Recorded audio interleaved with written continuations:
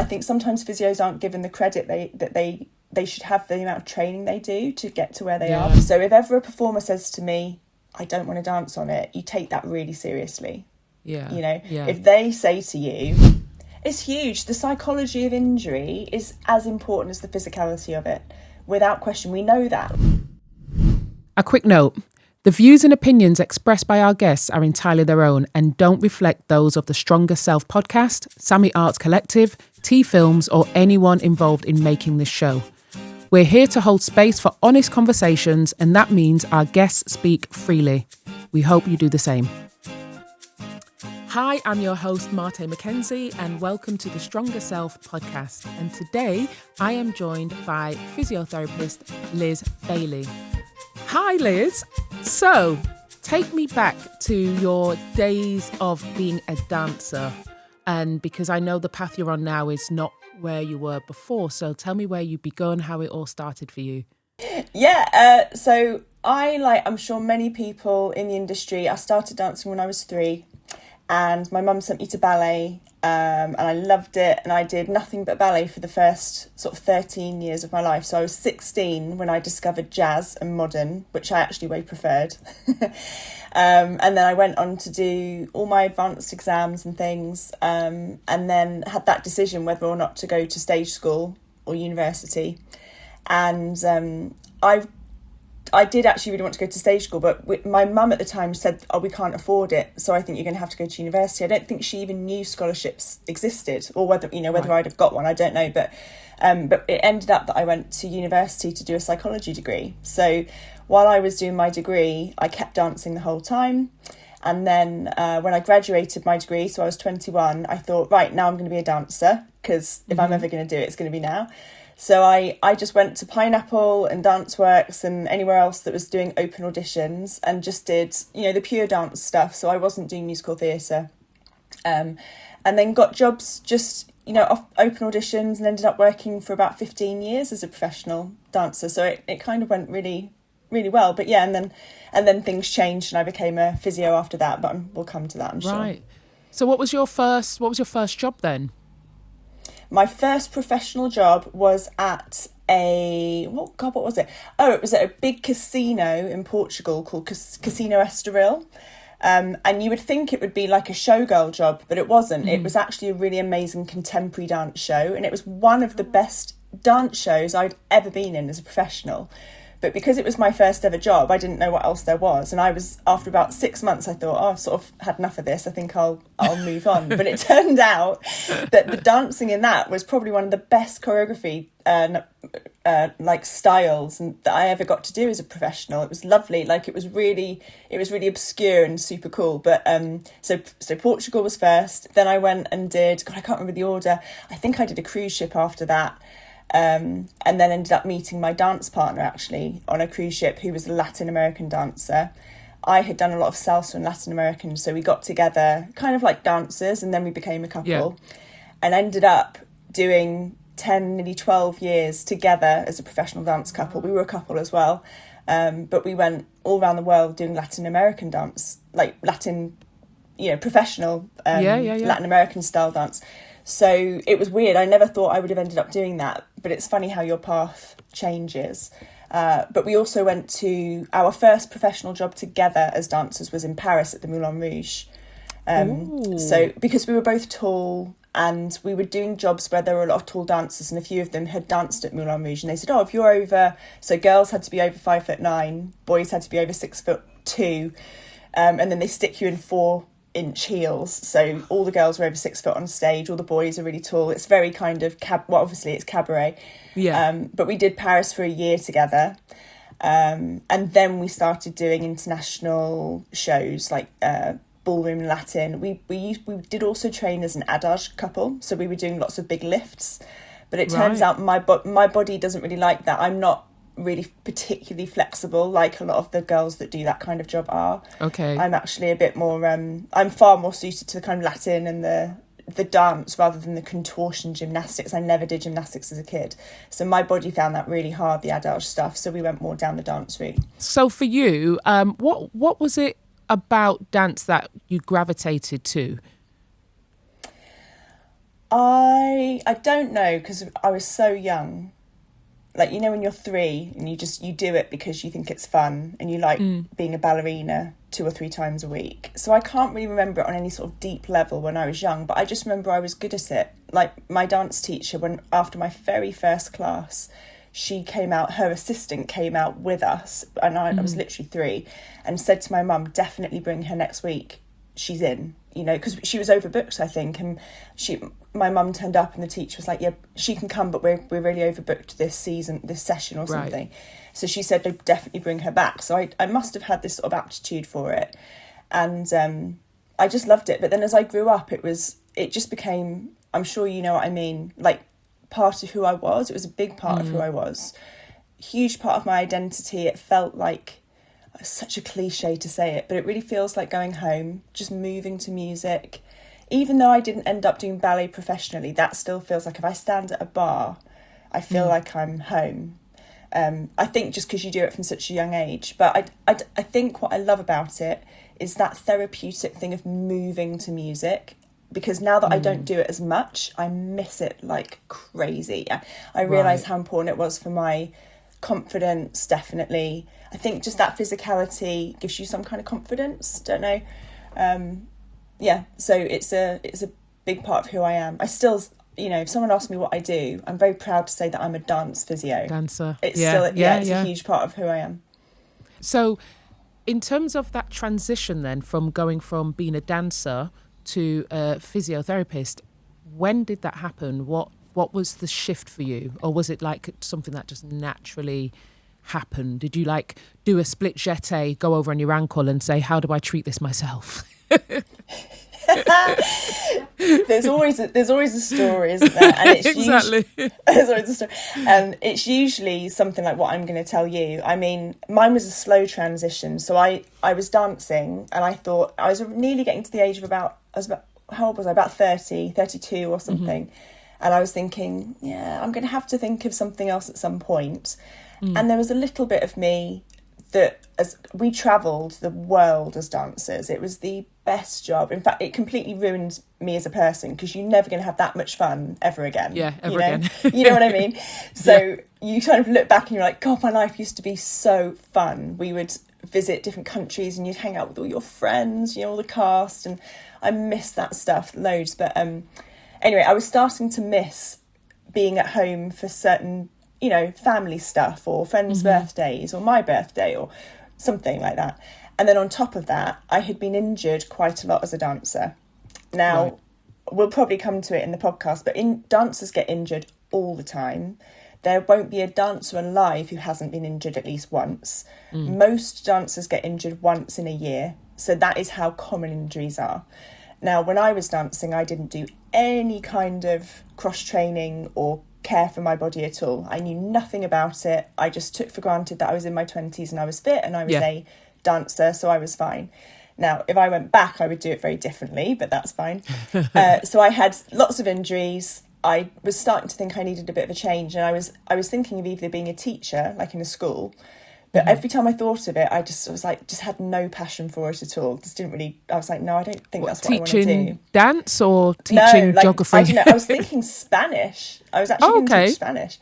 So it was either going to maybe a teacher, or I suddenly, like, we were at this events fair or something, and there were this person was talking about sports massage and anatomy, and I picked up one of the books, and I just remember thinking, oh my God, it is so fascinating. And that was it. I was hooked on anatomy. And whenever I had been injured, I was always that dancer that would ask the person, what is it? What's wrong? What do I do? Yeah. What is that, a muscle or is it a tendon? And why did it happen? And I was always really interested in that part of the body.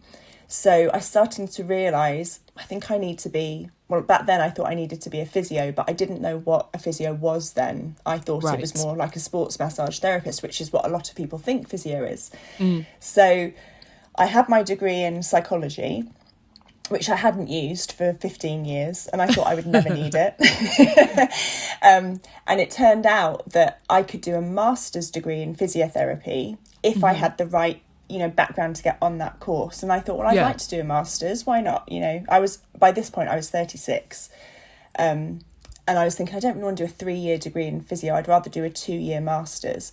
But actually, because my degree was so long before, and because technically it wasn't a science, it was a BA in psychology, and I had no other science experience, I spoke to someone on the phone about it, and they said, well, you'll never get on that course, but you've got no qualifications. And I was like, I've got a psychology degree. And they said, yeah, but you know nothing about science. I was like, oh. So what I ended up doing was doing a sports therapy diploma. So that's a 9-month diploma, so much easier to get onto. Basically, you pay to get on the course. There's not really like requirements to get on that kind of a course. If you pay to get on it, it's your job to pass it. They don't really care. No one pushes you or whatever. Yeah, exactly. So I did a sports therapy diploma, which effectively made me a really, really good sports massage therapist with a really good foundation of knowledge, but a long way from being a physio, and a light years away from where I am now. But that, this is 15 years later, 17 years later. So obviously I've had a massive amount of growth in that time. So then I was dancing, and I was doing sports massage therapy in the West End, because with my contacts, I kind of got into a company that worked in the West End. So I was working with all the principals of all the shows you can imagine, like Shrek, Matilda, Chorus Line, Wicked was one that I was on for 3 years, Chicago, all of those, but more as a massage therapist rather than a physio. Right. And then after about 5 years of that, I thought, this is really good, but massage, one, is very physical. It was almost like being a dancer. And I was like, that's not going to work. Repetitive strain. Repetitive. And the elbow and the wrist. And the and the thumbs, and your neck gets really tight because you're bent over. And I thought, well, this isn't going to work. I stopped dancing so I wouldn't have to be as physical, but this is really physical. But more than that, it was I'd see the injuries, and I'd sort of started to understand what things were in terms of diagnosis and management, very superficial level. But I wanted to know more. I just wanted to be better. So at this point, I decided I was going to try and get on the Masters for physiotherapy, but it took me 2 years to get enough experience that I could even apply to get on it. So people ask me all the time, how did you get to where you are? And I'm like, with a lot of sacrifice. It didn't just happen. I did a whole sports therapy diploma. I worked my arse off in the West End for 6 years as a sports massage therapist. Lots of clinical time and getting to know what that was like. Then I spent 2 years, and when I tell you what I did, I went and worked in old people's homes, I worked in hospital wards on the ICUs, I shadowed doctors, I went and shadowed a paramedic, I went and shadowed a neurophysio, because physio is so much more than sport. People always think it's just sport, but when you train as a physiotherapist, you have to train in neurology, medical, elderly care, post-operative, so it's very medically based, and you need to have a really extensive knowledge of all of those different disciplines, and you cannot be a physio without doing that part of the training. And I knew that I would eventually go into sports, but you can't say at the application, I don't want to do that part, please. There's no way. Can I just jump straight to... Can I jump? Yeah. And part of the reason for that is because you need that training to give you the full medical knowledge to be able to treat people correctly and make the correct diagnosis, not miss, life-threatening conditions, refer correctly. So it's far more complex medically than a lot of people realise, I think. And I think sometimes physios aren't given the credit that they should have, the amount of training they do to get to where they are. People think that you're a masseuse, and you're like, well, it's a tiny bit of what I do, but it's so much more complex than that. I mean, I haven't used massage for a long time. Depends where you are and where you work. And who needs it, Who needs it, So then I did the 2-year masters at King's College in London, which nearly killed me. It was the hardest thing I've ever done. And graduated in 2016. So it's been 10 years. So would you say you're special? I mean, I've seen you many a time for treatment, but I know that your specialist, where I'm going to say no one can touch Liz on this, is feet and ankles. Am I correct in saying that is your speciality, where you're the go-to girl for that? I've got to be careful what I say.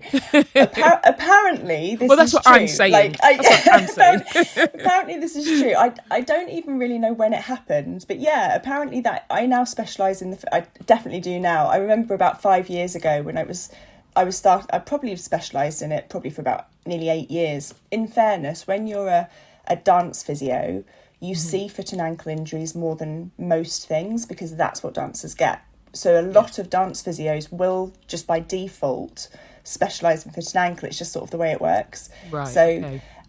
But now, because it started to sort of happen like that, and I would see more of it, and I did a bit of teaching around it, and of course then you start to get known for it, and then you get sent the more difficult cases, so then you get better at it, and then you have to research it more.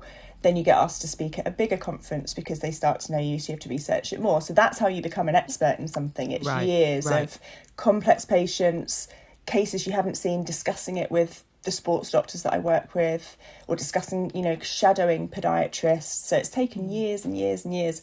So I would be happy to say now that I specialise in foot and ankle, absolutely.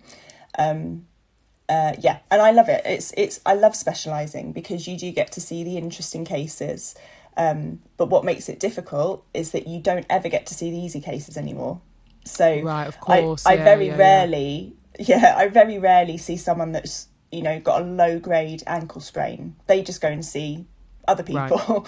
Right. I see the ones that don't get better or are really complex, so a lot of my caseload is really tricky, and a percentage of it is not going to get better because by the time it becomes very complex and difficult, that immediately means it's going to be harder to improve it. And I have to remember sometimes that I don't just see the average patients now. I do sometimes, but mostly I see the complex, difficult ones, which are already on the road to chronicity and persistent pain and difficulty. So it's very frustrating if you can't help them, but you have to be realistic and realise that working with people is not an exact science, and there's so many things that go into giving someone a complex foot or an ankle injury. And some of them I definitely help, and those are the cases when you're like, that's why I do it, because you change someone's life, or you literally feet. If you injure your foot, if no one's ever done it, you don't realise it's only when you get a foot injury and you can't walk or let drive. alone do you sports, can't do the clutch or the brake, or Yeah, and obviously hands and upper limb are really important, but feet are harder to offload. So it's a big deal when someone gets a bad foot injury, and it's properly life changing. Obviously, you work with a lot of dancers, and there is this innate thing in athletes, I guess, as well, of if there's pain there, it's fine, we'll push through it, we'll ride through it. And you as a physio must see this all the time and give advice to dancers going, look, I think it might be wise to rest. How do you, because I know for some performers it's like, no, I need to be on that stage. How do you navigate that? Or would you just say, okay, well, I told you so? Well, it's so with performers, so this would include singers, musicians, actors, dancers. So always think of like performers in that way. Obviously you would, because you do that. In my head, I'm more of a dancer, You're much more of a triple threat than I am, Mel. So if you think of like performers in general, so this happens with musicians too all the time, where they'll play, if they've got a violinist, they've got a sore finger and they'll play through because they have to work, so it happens a lot with performers. The difficulty is when it's their job, as you know, is that they don't want to stop, and sometimes they don't even get paid if they stop, or they get very low wages if they stop. And then there's also this kind of cultural thing of where you don't want to let the team down, because as you know, performers, it's a very tight-knit circle, and if you don't go on, it means someone else has to. Or like probably one of the trickiest times I've ever worked in physiotherapy generally was when I met you. So it was when I started on Lion King right after COVID. So I don't think you could have more of a hot pot of an environmental trigger for injuries. So that really was one of I look back at that and I'm like, wow, that was tough for everybody. So now what the key thing is that there's some injuries you can probably dance through a bit, and there's some injuries that you mustn't dance on.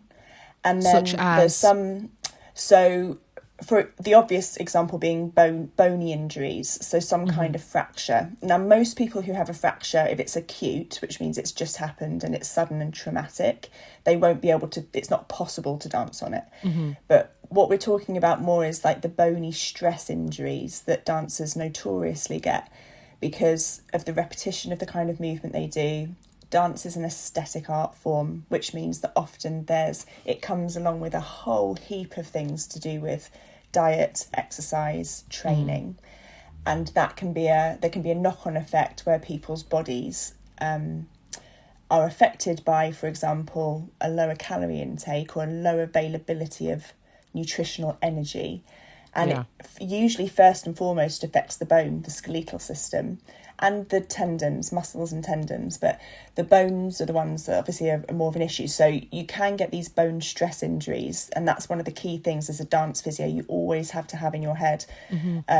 So that is one of the ones where, depends how progressed it is, but in general, those are seen as kind of red flag injuries. So once you've identified that, that is not to be messed around with, because what you don't want is for it to progress into a bigger fracture or a bigger issue. So that's the kind of thing I mean. Obviously, you could dance on it because people probably have been for a few weeks. It's just been really sore. I know somebody that did, and they didn't realise that it was a fracture. They were just dancing and icing and dancing and icing, and then it was like MRI. Okay, it's a fracture, Yeah, so, and that's where pain is designed to protect us from that, because it doesn't start really, really painful. It starts as this kind of low hum, and then it'll gradually get worse, and then it'll start to be painful after you've danced, then it'll start to be painful at night, which is one of the key questions. Do you have any night pain? That's what I mean. People do dance on them all the time because you see it, but not deliberately. So once it's been diagnosed, really you're kind of saying, you need to not dance on that. That is absolutely not the right decision. An example, actually, like, I don't know if you saw, there was a girl that ran a marathon with a hip, a stress response in her hip, and she ended up fracturing it on the marathon.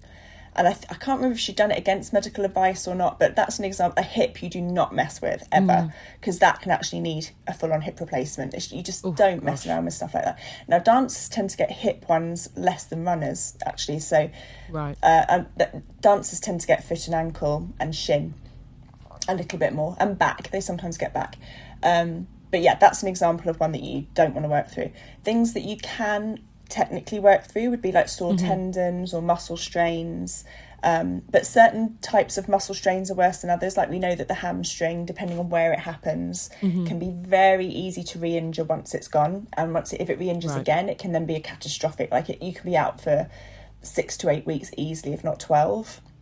So a nasty hamstring tear is something that you wouldn't play around with. So if you were working with sprinters, for example, where the hamstrings are really active, you wouldn't say to go back on, because you're definitely going to re-injure that. I worked with a dancer once, actually, who came off of the show and said they'd hurt the hamstring, and in my head I was thinking, that's a really high risk of re-injury, but they didn't want to come off, and I thought, don't be overprotective, because that's the other thing, is I don't want to pull people off unless you really have to. It's quite a powerful position, and I thought, don't be overcautious, because they might get through the show. So we did some massage, and we talked about modifying a few things. They went back on the show, and then about 20 minutes later I got a phone call saying it had gone again. And I was like, I knew. It was so frustrating, because I sort of did know, and in hindsight, but then that made my decision easier next time. I'd be like, I've seen this happen before, I knew it was going to, let's not risk it, because if you just get them to come off it for a few days, it makes all the difference. So it's all about mitigating risk. Because I injured my hamstring 2005. We're now in 2026, and if I'm fatigued or my body has done a lot, I still feel that scar tissue in the hamstring, because I kept working through it. It wasn't a tear, but I'd obviously pulled it and continued working through it. And 21 years on, still have little niggles there from the fact that it never really healed right, and the scar tissue's there. So it's one of those jobs, isn't it, where you just go, you're used to feeling pain, I guess, and working through pain. And obviously your role as a physio, it must be very difficult to just balance that and go, don't do it or do it. And as a performer, we all know it's like, no, I can push through. I tell you what, though, it's interesting, because performers do say that. Performers are really, they're really, is it stoic is the word? Yeah, I guess it is. They're really brave, and they'll put a brave face on. They don't want to come off it, There is still that culture, a little bit of it. You're sort of rewarded a bit. You're like, oh, you're so tough, you got through it. So if ever a performer says to me, I don't want to dance on it, you take that really seriously. Yeah. You know, Yeah. if they say to you, I don't think I can do it, that must be pretty bad. Yeah. So that's, but then also though, saying that, you get the other end of the spectrum where you do occasionally, this is much less than the people who push through. You do get people who try to go off more than they might need to. Very rare occasions, but there's been a few since I've done, worked in this business for nearly 20 years as a physio, or clinically, not as a physio, 10 years as a physio, 7 as a sports therapist. But you do get some people where they'll actually want to come off, or there's a bigger thing going on which then makes them not want to be on stage for whatever reason. And that's a whole different pickup. You're like, oh, okay, this is the opposite end of the spectrum, and you have to try and figure out what's going on. Why? How do you handle that? Because it could also be like previous injury experience where it's like, I can't go back there because in 1999 my foot fell off when I leaped or something, and then they just have this like triggering thing like, oh my gosh, because I've been there as well. I've been there before, where you have an injury and you go, oh gosh, is this gonna, and then the next day you're like, oh, I'm fine. Oh, I thought it was gonna be, so it's a psychological thing as well, isn't it? It's huge. The psychology of injury is as important as the physicality of it, without question. We know that. Like when we look at studies looking at injury risk, we always look at the physical stuff. Okay, strength, range of motion, hypermobility, training, recovery. We always look at all of that. But when you look at, in some studies, they also look at the psychology. So they look at dancers' ability to cope or to set goals or to manage stress. That is as important as the physical stuff when they look at risk of injury. So we haven't really mentioned that much yet, even now. And again, we've sort of gone more down the physical route, which makes sense, but we mustn't forget the mental part of injury. Not only the risk of injury, but how people cope with it. And that's like immediate, like you said, immediately say catastrophizing, oh my God, is this going to be the end of my career or something? Or I was going to be on for the lead role tomorrow and now I can't do it. Big things, like really important things too. Obviously, of course it matters if it's the end of your career. Of course it matters that your family's flown over from a different country to see you do the main part and you've just rolled your ankle. Of course it matters. But how people interpret that information and deal with those difficult situations is a big part of how quickly sometimes they'll come back, and also how they'll cope with the journey.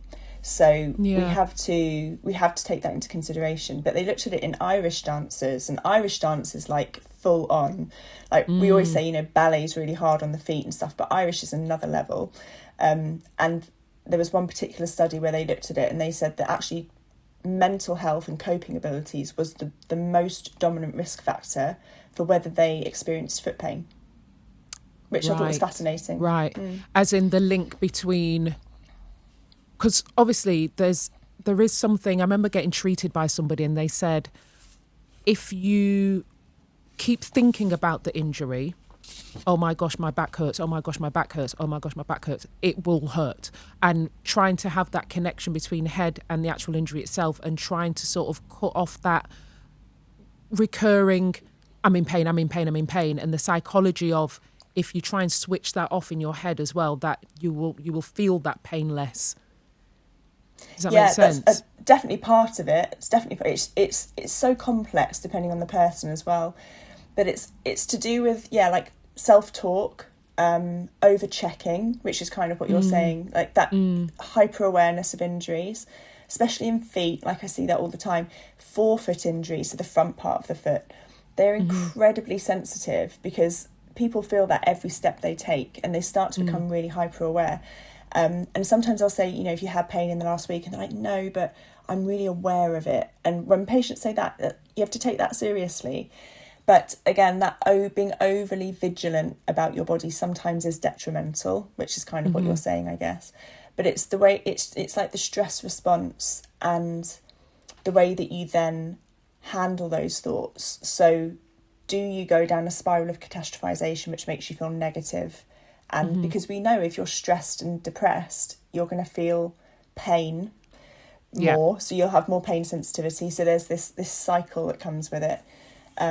So that's all part of it. So mental health in general. So if you're anxious or depressed, you are going to have a harder time, obviously, recovering from an injury, because not only will you probably have more intense physical sensations, you'll be more aware of them, you'll catastrophize more when you do get them. So it's a really, complex picture.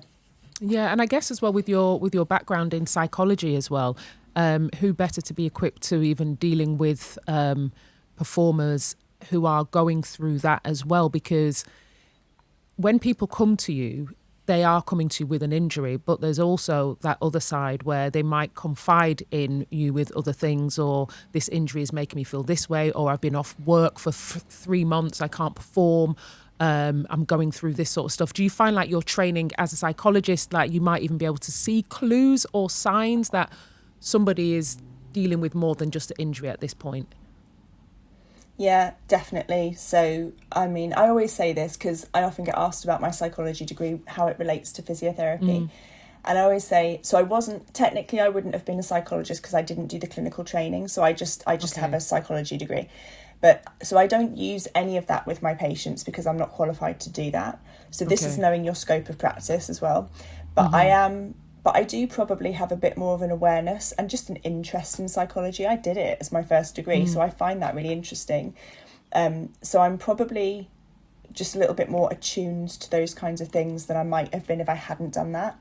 And then again, it's that thing of if you can identify things, it's knowing what to say, but not in a therapeutic way, because that's not my job. Right, that's not. So you have to be able to obviously acknowledge it, make the person feel validated, but then it's not your job to treat that. I'm not a psychologist or a clinical, a counsellor or anything. So I have to know where to refer them. And I've got a network of people that I would refer them to. So one of the dance clinics that I work in, we have counsellors that work at dance colleges. We actually have counsellors that work, and students can get 6 free sessions with a counsellor, which is amazing. That's fantastic. Such a good That's service. actually fantastic. Yeah, it's amazing. It might just be a referral to the GP to look at doing something like talking therapies, or there's some professional affiliations. So professional groups. So BAPM, which is the British Association for Performing Arts Medicine, and IADMS, which is the International Association for Dance Medicine and Science. So those two, and there's others as well, but they have good signposting and general information for performers with things like mental health. They also offer some free services for mental health. BAPM definitely does. I know if you're an equity member, you can get a certain amount of free services or assessment. So it depends who I'm talking to, but I'll try and work out what resources we have available for them and help them access that. So it's not my job to do it, but it is my job to help them find it, if that's important. So again, it's knowing your scope of practice and having a network of referrals. Yeah, no, thank you for mentioning that, because I think also for some performers, they don't really know where to turn. They just know they're at home, they're injured, they can't go back to work for a week or 2 weeks. So it could even be 2 days and you're off for 2 days and you just feel like you're letting people down. I can speak from firsthand experience, like knowing that feeling of like, I should be at work. So thank you for sharing those. So if anybody out there listening, you know where you can go for any help, because I really think mental health in performers, it's a big thing, and for a lot of people out there, particularly youngsters coming through, like sometimes you might land that big job that you've been dreaming about, you've just finished, you've graduated, you land this big job and you get injured in rehearsals. Yeah, that's the classic. Rehearsals are the one. I can tell you why though. It's because with rehearsals, this is like one bit of good advice for performers, just from my experience of seeing it so much. But people get injured in rehearsals because usually they're coming off of a break of a job, so they haven't probably come straight from another job. Sometimes they do, but not always. So they're often coming from a place of not being as physically fit as they could be. And rehearsals are the same movement repetitively for 6 to 8 hours a day. There's no stop. Plus, you're trying to make a good impression, so you go for it in rehearsals. Yeah, full out. It's like an audition. Out. Yeah, full out the whole time. So if you put that together, you've got someone who's maybe a bit deconditioned or just isn't used to that particular movement. And it's a recipe for... That's absolutely how you injure someone. That is it. That's how you get injured. So one of my big messages to performers is when you get a job, either, find the people that are in the show on Instagram. It's not difficult.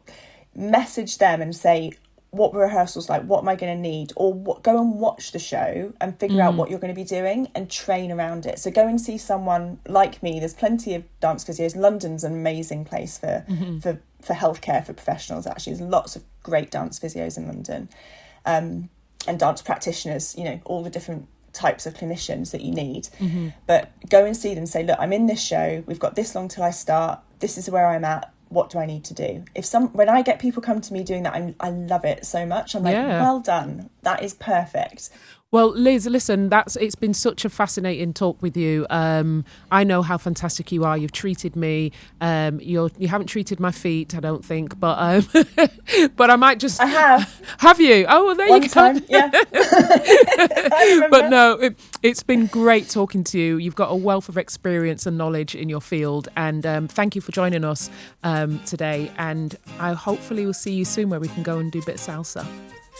Yes, that would be great. Thank you for having me. Thank you Nice so to be much, asked. Liz. Bye. See you later. You've been listening to the Stronger Self podcast, hosted by Martay McKenzie and produced by Sammy Arts Collective, filmed and edited by T Films. The Stronger Self podcast is part of Sammy Arts Collective's Creative Futures programme and created in collaboration with T Films. Find us on social media at Sammy Arts Collective.